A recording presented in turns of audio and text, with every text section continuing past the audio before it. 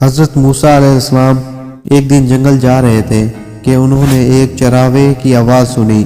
وہ اونچی اونچی کہہ رہا تھا، اے میرے جان سے پیارے خدا، تو کہاں ہے؟ میرے پاس آ، میں تیرے سر میں کنگھی کروں، جوئیں چنوں، تیرا لباس میلا ہو گیا ہے تو دھو دوں، تیری موزے پھٹ گئے ہوں تو وہ بھی سیوں، تجھے تازہ دودھ پلاؤں، تو بیمار ہو جائے تو تیری تیمارداری کروں۔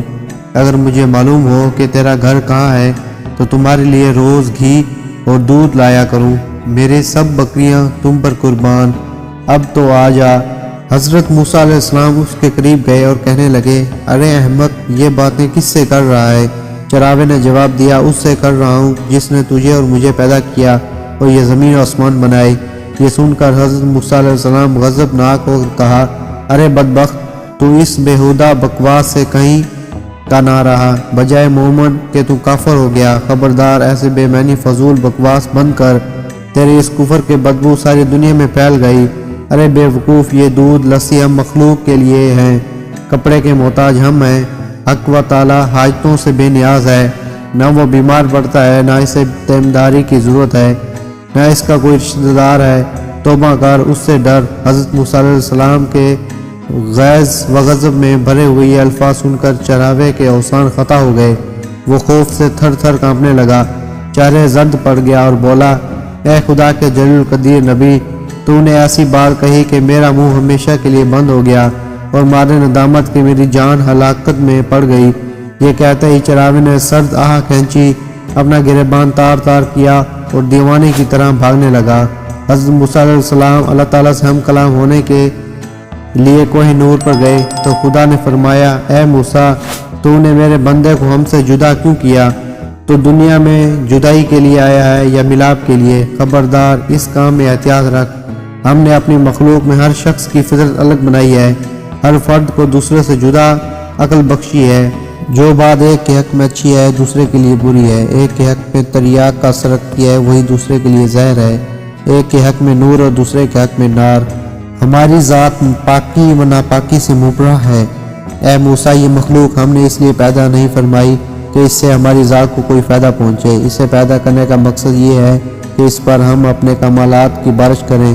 جو شخص جس زبان میں بھی ہماری سمجھ و ثنا کرتا ہے، اس سے ہماری ذات میں کوئی کمی پیشی واقع نہیں ہوتی۔ مداح کرنے والا خود ہی پاک و صاف ہوتا ہے، ہم کسی کے قول اور ظاہر پر نگاہ نہیں رکھتے۔ اے موسیٰ، خرومندوں کے آداب اور ہیں، دل جلوں جان ہاروں کے آداب اور۔ حضرت موسیٰ نے جب خدا کے یہ عتاب امیز خطاب سنا تو سخت پیشام ہوئے اور بارگاہ الہی میں نہایت ندامت اور شرمساری سے معافی مانگی۔ پھر اسی اضطراب اور بے چینی میں اسی چراوے کو ڈھونڈنے جنگل میں گئے۔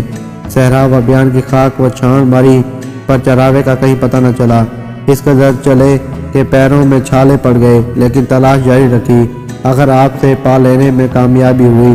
چراوے نے انہیں دیکھ کر کہا، اے موسیٰ، اب مجھ سے کیا خطا ہوئی ہے کہ یہاں بھی آپ پہنچے؟ حضرت موسیٰ نے جواب دیا، اے چراوا، میں تجھے مبارک دینے آیا ہوں، تو یہ حق و تعالی اپنا بندہ فرمان اور اجازت عطا کی کہ جو تیرے جی میں آئے بلا تکلف کہا کر، تجھے کسی آداب و ادب قاعدہ ضابط کی ضرورت نہیں، تیرا کفر اصل دین ہے اور دین نور، جا، تجھے سب کچھ معاف، بلکہ تیرے صدقے میں تمام دنیا کی حفاظت ہوتی ہے۔ چراوے نے آنکھوں میں آنسو بھر کر آئے، اے پیغمبر خدا، اب میں ان باتوں کے قابل ہی کہاں رہا ہوں کہ کچھ کہوں، میرے دل کا خون ہو چکا ہے، اب میری منزل بہت آگے ہے، تو نے ایسی ضرب لگائی کہ ہزاروں لاکھوں سال کے راہ طے کر چکا ہوں، میرا حال بیان کے قابل نہیں، اور یہ جو کچھ میں کہہ رہا ہوں اسے بھی میرا احوال مت سمجھو۔ مولانا رومی اس حکمت سے محاصل یہ نکالتے کہ اے شخص جو تو حق و تعالیٰ کے حمد و ثنا بیان کرتا ہے، کیا سمجھتا ہے تو ابتدا سے انتہا تک ناقص اور تیرا حال و کال بھی ناقص؟ یہ محض اس پروردگار رحم و کریم کا کرم ہے